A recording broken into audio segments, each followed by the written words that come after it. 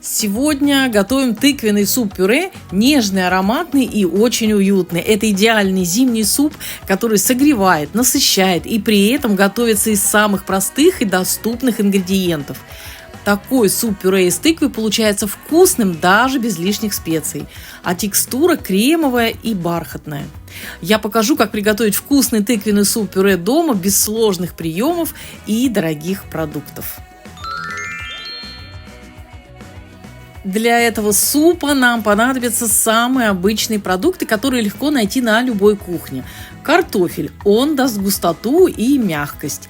Тыква – это основа вкуса и цвета. Одна луковица для аромата и сладости, а также оливковое масло и немного сливок, чтобы суп получился нежным и сливочным. Это бюджетный суп, он простой, но очень-очень вкусный.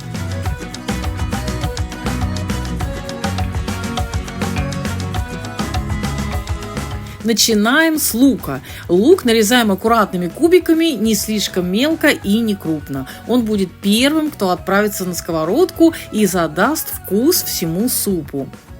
Добавляем оливковое масло, хорошо разогреваем и отправляем лук обжариваться до мягкости и легкой прозрачности. Важно не зажарить, а именно раскрыть аромат. Пока лук готовится, начинаем с картофеля. Очищаем, нарезаем его аккуратными кубиками. Картофель нужен для густоты. Он сделает суп-пюре более плотным и насыщенным. Отправляем нарезанный картофель к уже мягкому луку, перемешиваем, чтобы картофель покрылся маслом и начал прогреваться вместе с луком. Теперь пойдет тыква. Ее тоже нарезаем кубиками. Размер здесь не принципиален, главное, чтобы она быстро стала мягкой. Добавляем тыкву к картофелю и луку. Все овощи соединяются, и вкус начинает формироваться уже на этом этапе. Далее аккуратно перемешаем овощи, дадим им прогреться вместе. Лук раскрывает аромат, картофель и тыква впитывают масло, и основа супа становится насыщенной и теплой. Накрываем овощи крышкой и готовим на среднем огне. Под крышкой они будут медленно томиться, отдавать вкус и становиться мягкими. Важно не торопиться, именно так суп получается насыщенным и ароматным.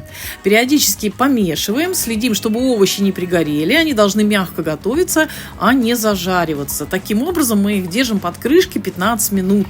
Оставляем овощи под крышкой примерно, как я уже сказала, на 15 минут. И дальше у нас пойдет уже следующий этап приготовления супа, о котором мы расскажем чуть дальше.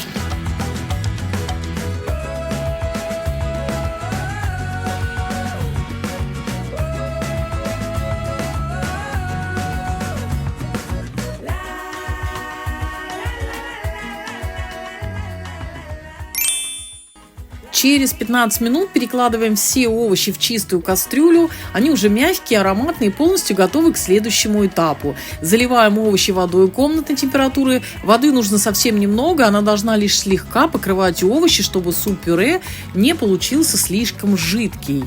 Закрываем кастрюлю крышкой и еще будем готовить на среднем огне где-то 30 минут. Под крышкой овощи спокойно тушатся, становятся очень мягкими и полностью отдают вкус бульону. Через 30 минут проверяем овощи, они стали полностью мягкими и ароматными. Теперь они готовы к следующему этапу. Превращаем их в идеальный кремовый суп-пюре прямо на кухне. Берем блендер и аккуратно измельчаем овощи. Кстати, можно добавить специи и соль по вкусу. Смотрите, как суп становится шелковистым, кремовым и насыщенным, таким оранжевого цвета. Можно, как я уже сказала, добавить немножко соли, перца по вкусу. Это подчеркивает натуральный вкус тыквы и картофеля. Каждое движение блендера раскрывает аромат овощей, создавая настоящую домашнюю магию на кухне. Обратите внимание, какой красивый цвет и какая замечательная текстура. Это тот момент, когда хочется прямо сейчас попробовать суп простой, вкусный и уютный. Но у нас наступает следующий этап. Мы добавляем в него сливки. Сливки делают суп более нежным и кремовым, они придают ему мягкую текстуру. Количество выбирайте по вкусу, можно чуть больше или меньше. Вы видели, сколько добавляю я. Затем хорошо надо перемешать суп, чтобы сливки полностью соединились с овощами. И ставим на средний огонь прогреваем 2 минуты. Это нужно под крышкой. Это нужно, чтобы суп стал равномерным, теплым, а вкус всех ингредиентов соединился. И после перемешивания, как я уже сказала, накрыли крышкой и держим пару минут на огне. Так суп сохранит все свое тепло, аромат останется внутри, текстура станет гладкой, кремовой.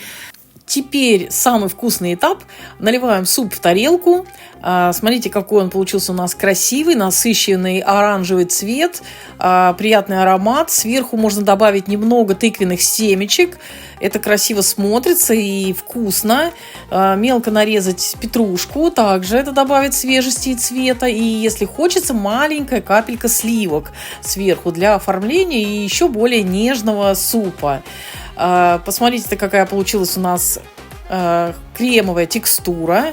Ровная, гладкая, густая, но в то же время легкая. Идеальный домашний тыквенный суп-пюре, зимний суп-пюре, который готовится из простых, доступных ингредиентов. Так что приятного аппетита. И на нашем канале еще много вкусных и простых рецептов. Подписывайтесь, чтобы не пропустить новые блюда и лайфхаки на кухне.